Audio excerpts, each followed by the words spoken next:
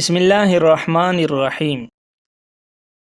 حضور اقدس صلی اللہ علیہ وسلم کا ارشاد ہے کہ حق تعالی شانہ قیامت کے دن میری امت میں سے ایک شخص کو منتخب فرما کر تمام دنیا کے سامنے بلائیں گے اور اس کے سامنے 99 دفتر اعمال کے کھولیں گے۔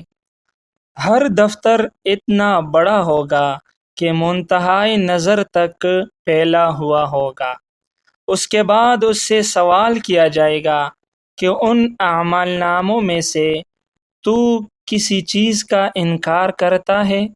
کیا میرا ان فرشتوں نے جو اعمال لکھنے پر متعین تھے تجھ پر کچھ ظلم کیا ہے؟ وہ عرض کرے گا نہیں۔ پھر ارشاد ہوگا کہ تیرے پاس ان بدعمالیوں کا کوئی عذر ہے؟ وہ عرض کرے گا کوئی عذر بھی نہیں۔ ارشاد ہوگا اچھا تیری ایک نیکی ہمارے پاس ہے، آج تجھ پر کوئی ظلم نہیں ہے۔